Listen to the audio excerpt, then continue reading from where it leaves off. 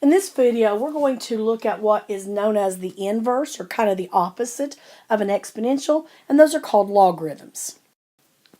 So let's first of all go back and review an exponential function. So say we have the graph of y equals 2 to the x, and we wanted to graph some points. Well, if I put in -2, remember 2 to the -2, we've talked about previously, is 1 over 2 to the +2, so that would be a fourth. 2 to the -1 would be 1 over 2 to the +1, which would be a half. 2 to the 0 is 1. 2 to the 1 is 2. 2 squared is 4. And 2 cubed is 8. So if we start plotting points, and we'll start here with the 0 and positive values of x. 2 to the 0 we said was 1, so we'll have a point there. 2 to the 1 was 2. And then 4. And then we jumped up here to 8. And then remember that when we use negative numbers, we were at a half and then a fourth. And the graph got closer and closer to the x-axis. So what's going to happen is our graph is going to be very close to the x-axis, and then it's going to grow exponentially. And if you remember when we talked about this before, we said that the x-axis was our asymptote because we would follow along that line and get very close to it, but we wouldn't cross it. Now, in a previous chapter, we talked about the inverse of a function, and one of the ways that we found inverses was that, first of all, we had to make sure that our function would have an inverse by checking to see if it was 1 to 1. And if you remember, the way we did that was we did the vertical line test. If I passed a vertical line, no matter where, would that cross the curve or touch the curve in only one place? And in this case, it does. Well, that makes our graph have to be a function. Then we looked at the horizontal line test, which said that if I drew horizontal lines, would I touch the curve in only one point? And that would occur for this one. So yes, it is a 1-to-1 function, and when your function is 1-to-1, it has an inverse function. Now, remember that to find the inverse function, what we did was we switched our x's and y's, and we first of all did that graphically, then we went back and we did it algebraically. So if I have y equals 2 to the x, the inverse of that would be x equals 2 to the y. Well, mathematicians do not like equations that start with x equals. We would prefer them to have y equals.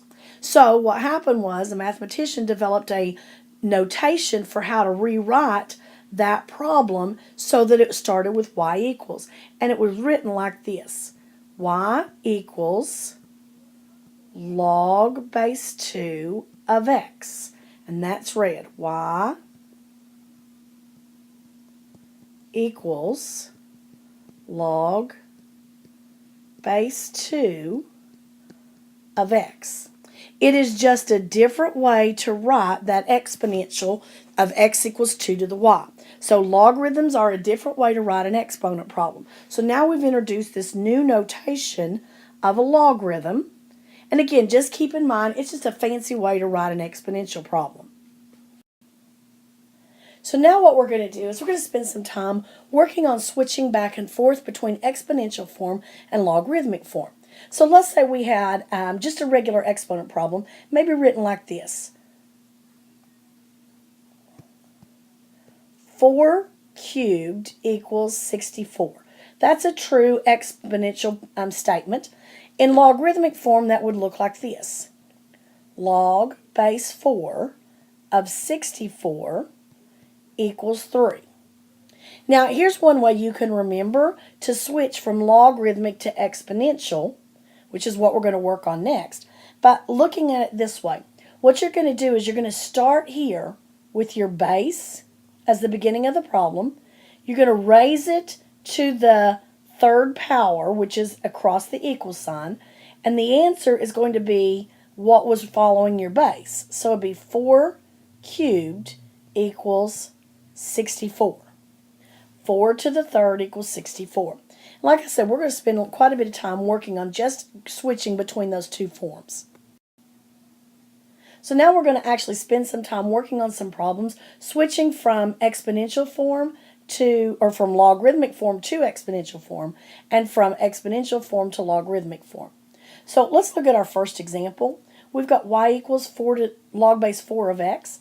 Okay, what you want to do is start with your base 4 across the equals back to where you started. So it goes 4 to the y equals x.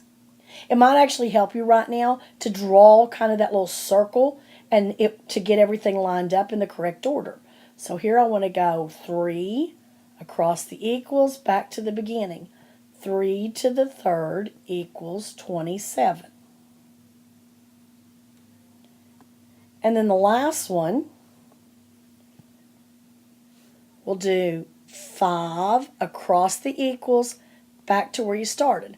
So 5 squared equals 25. Now let's reverse that, and we're going to be given our exponential form, and we want our logarithmic form.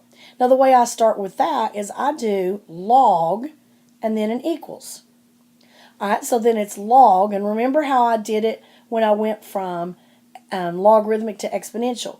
Here's what your base is going to be, so it's 2 to the third equals 8. And you can always check that by 2 to the third equals 8. So looking at the next one, we go log equals, it's base 7 of 0 equals 1. So 7 to the 0 equals 1. If I check it, and then our last one, log equals, we want base 4, 1/16. Whoops. Let's put that in the right place. -2, and then 1/16. So 4 to the -2 equals 1/16. Now we're going to take a minute and look at two special logarithms. The first one is what's known as a common logarithm. Common logarithms are when you are base 10. And a lot of times in base 10, you're going to find that your base in your logarithm is missing. So if I write log of 4, it's understood that that's the same thing as log base 10 of 4. So that's called our common logarithm. So if I had 10 to the third equals 1,000 and I want that in logarithmic form, normally I would write, remember how we did it a minute ago, log base 10, and be 10 cubed equals 1,000. But since that's a common logarithm, we don't write the base, so we would write it the log of 1,000 equals 3. One more. This time we're going to go from logarithmic form to exponential. So if I have log of 100th equals -2, remember that it's understood that my little base here is a 10. So that would be 10 to the -2 equals 100th. And remember that 10 to the -2 is 1 over 10 to the +2, which would be 1 over 100. Our next special logarithm is called a natural logarithm. So remember that we've already talked about the number e. Just as a reminder, we said that e is approximately 2.7. It's an irrational number. Remember, it goes on forever. It doesn't repeat and it doesn't terminate. And it shows up a lot in nature, and we've already used it once when we did compound interest problems, and we talked about continuously compounding, and we used our PERT formula. Well, since e is a special number, it gets its own special logarithm. So you will never see log base e written. It will be written as the natural log of x instead of log base e of x. So anytime you see natural log of x, you need to understand that that's the same thing as log base e. So I always tell students to remember, it's kind of like there's a little base e down here that we don't include because it's understood. All right, so if I have the natural log of 2 is 0.69, and I want to write that in exponential form, so we want to go from natural log or logarithmic form to exponential. Remember, our base down here is e, so it's e to the, remember how we drew our arrows, 0.69 would equal 2.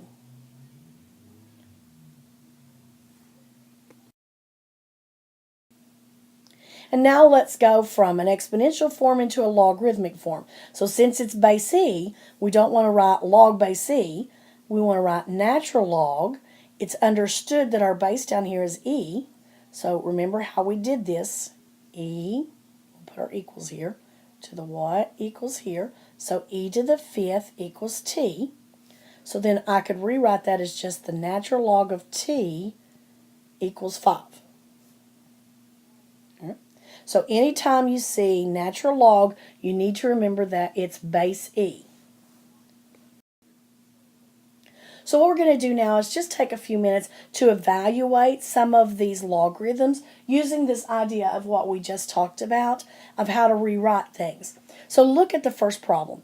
You have log base 2 of 8, and you want to simplify that. So what you can do is think of this as being equal to x. Now let's rewrite that into exponential form. So that would be 2 to the x equals 8. Now here's where your table of powers will come in handy, because you may not know all of these powers off the top of your head. So 2 to the what power would give you 8? Well, if you take 2 and cube it, you get 8. So now we can say that log base 2 of 8 is equal to 3. And we can check that by writing it in exponential form, because 2 to the 3rd equals 8. So on these evaluating problems, what you're going to want to do is think of just setting them equal to x, rewriting them. So in this case, 7 to the x equals 49. So 7 to the what power would give you 49, and that would have to be 7 squared, so x is 2. So the log base 7 of 49 is 2. All right, log base 8 of 1/8 means 8 to the what would give you 1/8. Well, first of all, I noticed that I went from a whole number to a fraction, and to get things to go to the bottom of a fraction, you need a negative exponent. But 8 to the what would give me 8 to the 1. Well, that would have to be 1. To get it to go to the bottom and make it 1/8, it would have to be in -1. The log of 10, this is what we just talked about. Remember that this is our common logarithm. It's understood that's a 10. So 10 to the what would give you 10. X would have to be 1. The next one's probably one of the more difficult ones to figure out. Log base 4 of 2 means 4 to the what would give you 2. Well, 4 to the 1 is already 4. So I know the variable or the exponent has to be less than 1. So think about, what can I do to 4 to get 2? Well, one thing I could do is take the square root of 4. And we've talked about previously that when you take square roots, that gives you the same thing as to the 1/2 power. So 4 to the 1/2, which is the square root of 4, would equal 2. So log base 4 of 2 is equal to 1/2. Log base 7 of 1, all right, let's think of that as equals x. So 7 to the what gives you 1. Well, we're supposed to remember that something to the 0 power other than 0 is always 1. So 7 to the 0 would be 1. So x would be 0. And then the last one, natural log of e to the 5th. Well, think or remember again that when we have a natural log, it's understood the base down here is e. So I want e to the what gives you e to the 5th. Well, it's obvious that if I have e to the something on this side and I want it to equal to e to the 5th, then x would have to be 5. So the natural log of e to the 5th will give you 5.